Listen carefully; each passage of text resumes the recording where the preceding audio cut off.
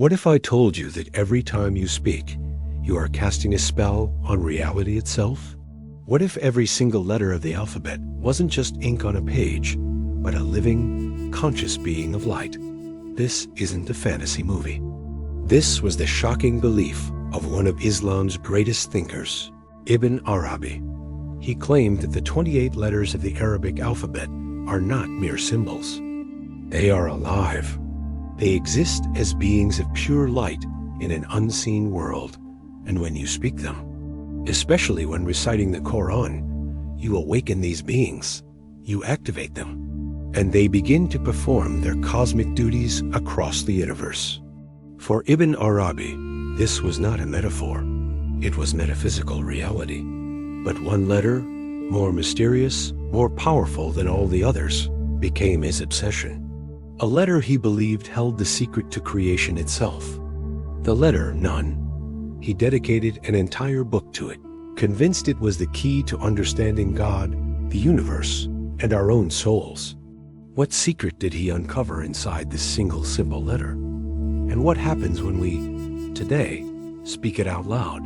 The answer will change how you see language forever.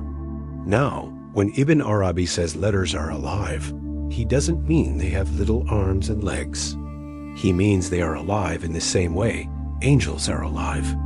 Not physically, but spiritually. He believed that Allah created the letters from divine light, giving each one a spiritual consciousness. They exist in a dimension he called the ʿilm al-mithal, the world of likenesses, an unseen realm where they stand ready to obey Allah's command. They are, in his own words, servants of Allah, just like us. But how could a simple letter be a servant of God? The answer lies in the very nature of creation itself. Ibn Arabi proposed a mind-bending idea. The entire universe exists because of what he called the breath of the All-Merciful. Think about it. When we speak, our breath passes through our throat and mouth, shaping sounds into letters and words. Ibn Arabi saw creation in the same way. He taught that Allah speaks the universe into existence through his divine breath. This means the letters are not just part of language. They are the literal building blocks of reality. They are woven into the fabric of existence. And this leads to an even more incredible revelation. A hidden dimension populated by these very letters. Ibn Arabi didn't see this as imagination. He described a real, unseen dimension called the ʿilm al-ḥurūf, the world of letters. In this world, the letters are not abstract shapes. They are beings of light, organized in ranks just like an army of angels. Each letter has a specific role and a spiritual station. Some are leaders, others are guardians and helpers, all responding instantly to the divine will. For example, he saw the letter Alif as the leader, the commander of the alphabet. The letters Vav and Ya were its guardians. The 28 letters corresponded to 28 spiritual ranks a soul could ascend. But if these letters are alive in their own world, what happens when we bring them into ours? This is where the true power of Qur'anic recitation is unlocked. You see, for Ibn Arabi, reciting the Quran is not just reading a book, it is a cosmic event. When you speak an Arabic letter from the Quran, you are awakening its spiritual form in that unseen world. Your own breath for that moment becomes a copy of the divine breath that created the universe. Your recitation becomes a bridge, a gateway connecting the physical world you see, the angelic world, the world of letters, and even the world of the divine names of God. This isn't just psychology making you feel good. It's metaphysics. A real, tangible spiritual reaction is taking place.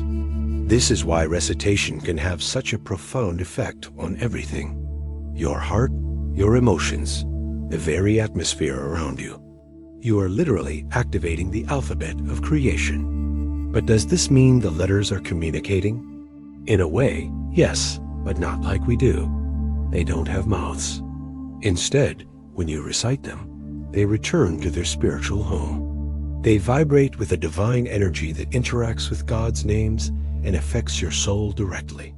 It's a silent, powerful conversation between the seen and the unseen. But Ibn Arabi's system went even deeper. He saw a secret architecture hidden in plain sight, connecting letters to the very blueprint of the cosmos.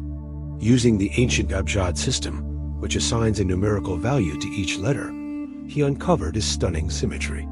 The 28 letters of the Arabic alphabet correspond to the 28 days of the lunar month, and the 28 lunar mansions the moon travels through. For him, this was no coincidence. It was proof that Allah wrote the universe like a magnificent book, using letters and numbers as his code. The stars in the sky were letters. The passage of time was a sequence of letters. Even our own souls and our destinies were written with these divine letters. This is why some Sufis look at the universe and call it the Quran made visible. Every letter in the Quran isn't just sound. It's a trigger for a cosmic function, tied to a specific divine name, an angel, and a level of heaven. Think of God's creative command, kun, which means be. It's made of 2 letters, kaf and nun. For Ibn Arabi, this wasn't just a word. It was the model for how all of creation unfolds. And this brings us back to his great obsession, the letter nun. This is where it gets truly beautiful. Why was he so captivated by this one letter, nun? First, look at its shape, a semicircle, like a bowl, holding a single dot. Ibn Arabi saw this as a profound symbol.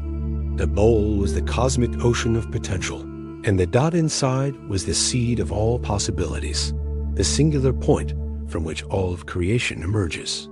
The dot represents destiny, held within the container of creation.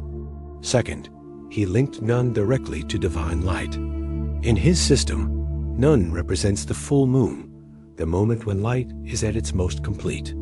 It corresponds to the divine name Al-Nur, the light. Reciting it was like invoking pure divine illumination. But there was more. Ibn Arabi believed creation is a perfect sphere, but we can only perceive one half of it, the visible world. The other half remains hidden in the unseen. Nun, for him, symbolized that entire hidden spiritual half of the universe. Its curved shape is like the great cosmic inkwell mentioned in the Quran. Nun, by the pen and what they inscribe. It represents the ocean of destiny, where God's pen writes our fate. For Ibn Arabi, nun is the spiritual container that holds the divine word. It is the womb of creation itself. And here is his final, most powerful message. He brings this entire cosmic vision back to you, to the human heart. He says that you contain all 28 letters within your own soul.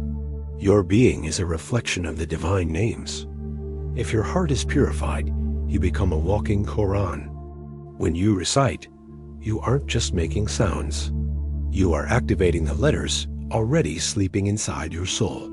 The letters within you recognize the letters of God's speech, and your heart begins to light up one letter at a time until it shines with divine reality.